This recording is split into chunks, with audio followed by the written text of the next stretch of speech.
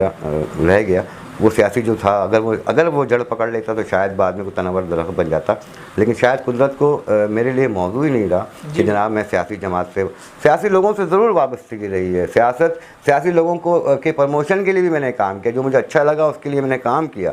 मुझे याद है कि एक ज़माने में यहाँ पर कुछ बाहर से आए हुए सियासी लोग काबिज़ हो गए थे और लोगों को बंद कराना और छुड़ाना उनका पेशा बन गया था। तो उस ज़माने में मैं एक मुकामी अखबार में न्यूज़ एडिटर था। तो उस ज़माने में मुझे पता नहीं क्या हुआ और मैं भिड़ गया उस सियासी लीडर से, और मैंने उनसे वादा, घर जाकर उनके घर में बैठकर, बिजरी में उनके घर पे बैठकर मैंने उनसे कहा कि ये जो सियासी थपकी आप लोगों को दे रहे हैं ये ख़त्म करें, वरना ये जो सियासी गैप है ना, क्योंकि मुत्तहदा बैक हो चुकी थी, तो मैंने कहा ये सियासी गैप की वजह से जो आप लोग चौधराहट चला रहे हैं ना, मैं इसे ख़त्म करके रहूँगा। और मैं बोल कर आ गया उन साहब को। रात को मैं बैठा हुआ था अखबार के दफ्तर में, मैंने सोचा यार कि मैंने बहुत बड़ी बात कर दी। मेरे तो कोई ताल्लुकात है ही नहीं। मेरे एक दोस्त है सिंधी अखबार में, उनसे मैंने बात की कि यार कोई है लीडर वेडर ऐसा अच्छा। उस सियासी शख्सियत जो थी यहाँ पर औरंगटाउन में काबिज़ थी, उनके लोग भी काबिज़ थे, बहुत सारी परेशानियाँ पैदा कर रहे थे। तो उनसे मैं घर पे गया, उनसे मुलाकात की। उन्होंने कहा कि, मैंने कहा कि ये क्या हो रहा है जनाब। अच्छा, वो मेरे से सलाम दुआ बड़ी अच्छी थी, और मुझे उन्होंने एक मौके पर कहा था जनाब कि मैं महाजिरों का बुज़ुर्ग हूँ। तो मैंने उनको याद दिलाया कि यार ये बुज़ुर्ग इस तरह होते हैं, जो बच्चे गलती करे तो उनको जेल कस्टडी और थाने पे और बुलाना और पैसे देना।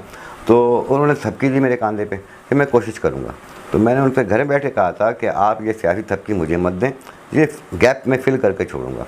फिर रात गए, मैंने अपने एक सिंधी दोस्त से बात की कि कोई ऐसा लीडर है जो मतलब मेरे साथ औरंगटाउन जाए और ये बड़ा मसला है। तो उसने कहा कि यार तुम्हारी बिरादरी का तो आदमी है जो अमेरिका से आया हुआ है, तो आप उससे बात कर लें। नंबर दी और मैंने उनसे बात की। मैंने उनसे कहा कि जनाब मैं आपसे इंटरव्यू करना चाहता हूँ। उन्होंने मुझे टाइम दिया। मैं 3 दोस्त के साथ वहाँ गया। हारून रशीद साहब मेरे सीनियर साफ़ी दोस्त हैं, मेरे उस्ताद भी हैं, वो भी मेरे साथ थे।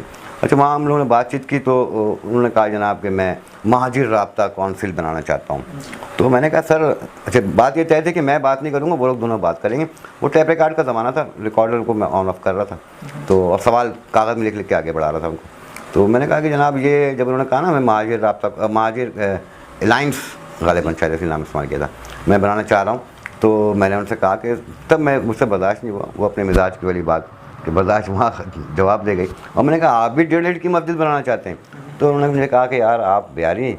मैंने कहा हाँ मैं बिहारी हूँ। उन्होंने कहा यार मैं औरंगी जाना चाहता हूँ। मैंने कहा मैं औरंगी लेकर जाना, मकसद ही मेरा यही है आपसे। कह रहा यार फिर आप मेरे साथ चलें ना, मैं मुशीर बन गया हूँ, तो आप मेरे साथ मीडिया कॉन्ट्रैक्ट काम करें। तो मैंने उनसे कहा कि जनाब नहीं, मैं सरकारी मुलाजिम हूँ, डायरेक्ट आपका मीडिया कॉन्ट्रैक्टर काम नहीं कर सकता, जो हेल्प होगा कर दूँगा। खैर फिर वो मैं उनको लेकर आया औरंगटाउन, डॉक्टर गुलाम मुश्तबा साहब को, वज़ीर-ए-आला के मुशीर थे वो। तो बहुत नाइस आदमी, बहुत से लोगों के साथ मैंने काम किया। उस जैसा शख्स, डॉक्टर गुलाम मुश्तबा जैसा शख्स मैंने नहीं देखा सियासत में। वो शख्स जो अपने पैसे लगाता हो और एक पैसे हराम समझता हो सरकार के दूसरों का। 9 महीना वो मुशीर रहा, मैं उनके साथ राइट हैंड रहा, उनके साथ रहा। औरंगटाउन के हालात तब्दील हुए और मैंने देखा माशाल्लाह ये दुकानें बंद कर दी जाती थी और ये लोगों को बंद कराया था, सारा सिलसिला ख़त्म हुआ। और उसने अपने गाड़ी के लिए 1 लीटर पेट्रोल तक नहीं लिया। मैंने एक मौके पर उनसे कहा भी कि यार मुझे गाड़ी चाहिए, तो मैं कैसे काम करूँ आपके साथ?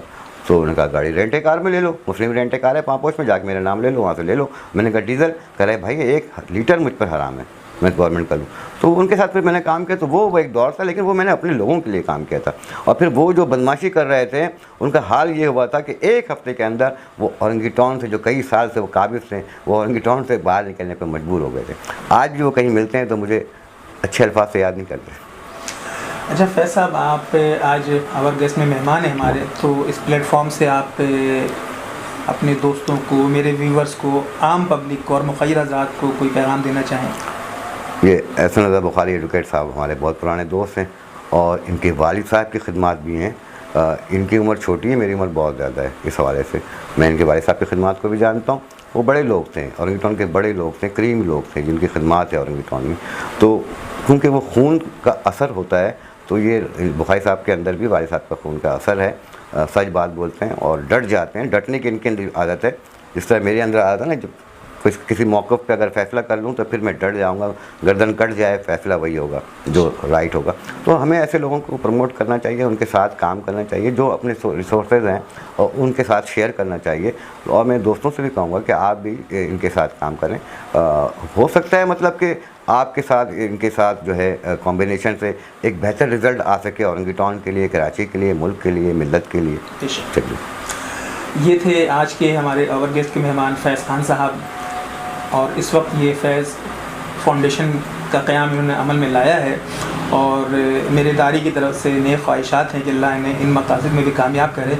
चूँकि औरंगीटॉन को जिस तरह से इन्होंने इल्मी अदबी तौर पे मुतहर्रिक रखा है, ये बड़ी खुशाइन बात है और हमारे बच्चे इनसे सीख रहे हैं, तो हम इनकी आमद पर तहे दिल से इनकी शुक्रगुज़ार हैं। बहुत बहुत शुक्रिया।